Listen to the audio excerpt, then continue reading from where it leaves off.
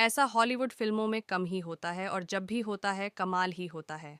अपनी अपनी शैली के दो दिग्गज कलाकार पहले किसी एक कमाल के निर्देशक के साथ अलग अलग काम कर चुके हों, दोनों कलाकार आपस में दोस्त भी हों और फिर एक दिन किस्मत मौका दे तीनों को एक साथ अमर, अकबर, एंथनी जैसा कुछ करने का।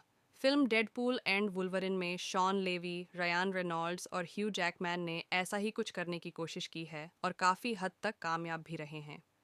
फिल्म को देखने के लिए आपको एमसीयू का सिलेबस याद करके आने की कतई ज़रूरत नहीं है। इस फिल्म को समझने के लिए जितना एमसीयू ज्ञान आपको चाहिए, इसके ज्ञान चंद फिल्म के दौरान ही दे देते हैं। फिल्म डेडपूल एंड वुल्वरिन दरअसल एमसीयू के ध्यानचंद, ज्ञानचंद और करमचंद तीनों का लिटमस टेस्ट जैसा है। साल 2022 और 2023 में एमसीयू की 6 फिल्में और 8 वेब सीरीज़ ने एमसीयू के समर्पित भक्तों को भी बाकी बनने पर मजबूर कर दिया। इन सारी किताबों को एमसीयू के क्लासरूम में बाहर फेंककर निर्देशन शॉन लेवी ने अपने पुराने दोस्त ह्यू जैकमैन को एक्स मैन सीरीज की आखिरी फिल्म लोगन से उठाया और अपने कुछ ही साल पहले बने पक्के दोस्त रयान रेनॉल्ड्स को डेडपूल से। फिर कहानी वहाँ से शुरू की जहाँ डिज्नी ने हॉलीवुड की दिग्गज कंपनी 20th सेंचुरी फॉक्स का अपने में विलय किया था। फिल्म में इसका विशालकाय पत्थर का बना लोगो धरती में ढंसता दिखता भी है और यहीं से शॉन लेवी को एक्स मैन के दूसरे सितारे भी चमकते दिखाई देते हैं। फिल्म डेडपुल एंड वुल्वरिन देखने के लिए आपको बस इतना समझना है कि टाइम वेरिएंस अथॉरिटी टीवीए क्या है और मल्टीवर्स क्या है। अलग अलग कालखंडों में और अलग अलग धरतियों पर हो रही घटनाओं पर नज़र रखने वाली ये एजेंसी इस बार डेडपुल को उठा ले जाती है।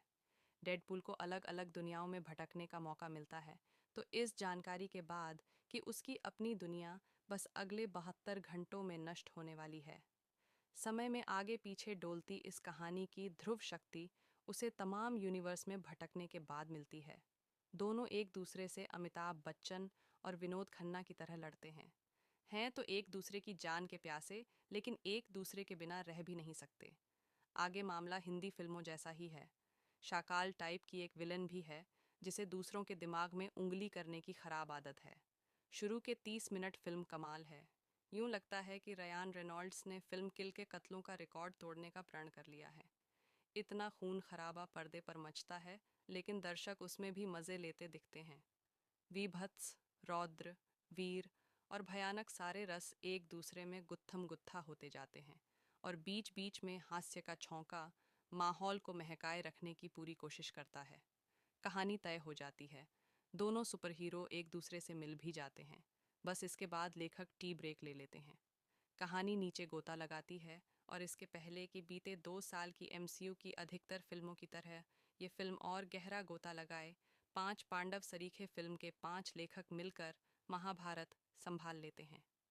फिल्म हॉलीवुड में आर श्रेणी में पारित है और अपने यहाँ ए यानी वयस्कों के लिए से ऊपर कोई दूसरी श्रेणी होती नहीं।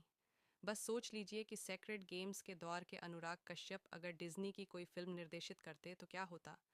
फिल्म डेडपुल एंड वुल्वरिन वही फिल्म है। डिज्नी की फिल्मों में एलजीबीटीक्यू का किस्सा अब पुराना हो चला है। फिल्म डेडपुल एंड वुल्वरिन में डेडपुल की हरकतें भी उसके बार बार इसी तरफ बह निकलने की चुगली करती रहती हैं।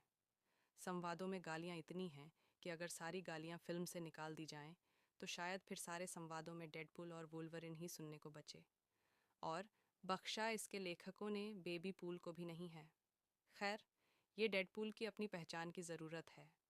उसने पिछली 2 फिल्मों में दर्शकों से बात करके फोर्थ वॉल ब्रेकिंग, जो अपनी ब्रांडिंग दर्शकों के बीच बनाई है, उसने डिज्नी की फिल्मों को केवल वयस्कों के लिए बनाने का भी इतिहास बना ही दिया है। केविन फैगी कह चुके हैं कि अभी और म्यूटेंट्स इस कहानी में आने बाकी हैं। फिल्म डेडपुल एंड वुल्वरिन को देखने के बाद शायद इसका अंदाज़ा भी दर्शकों को हो जाएगा। एक्स मैन और फैंटास्टिक फोर के किरदारों से सांसें पाता फिल्म डेडपुल एंड वुल्वरिन का क्लाइमैक्स कमाल है। एंड क्रेडिट्स के बीच आने वाला पोस्ट क्रेडिट सीन भी नए इशारे कर ही जाता है। बतौर निर्देशक शॉन लेवी ने रयान रेनॉल्ड्स के साथ हैट्रिक लगाई है। फ्री गॉय और एड एडम प्रोजेक्ट में दोनों का साथ खूब जमा और अब रियल स्टील माफिक ह्यू जैकमैन के इस जोड़ी से मिलकर तिकड़ी बना लेने ने एमसीयू की पूरी भौतिकी बदल डाली है।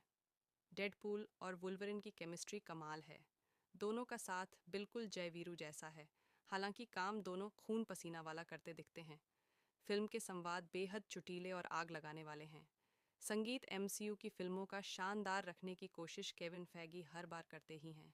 एम्मा कोरिन ने भी फिल्म का टेंटपोल ताने रखने में दोनों लीड किरदारों की अच्छी मदद की है। फिल्म सिर्फ बड़े बच्चों के लिए है, लिहाजा परिवार के साथ इसे देखने जाने की भूल कतई न करें। हाँ, अगर आपका कोई बॉयज़ या गर्ल गैंग है, तो उसके साथ देखने के लिए फिल्म पूरी तरह परफेक्ट है।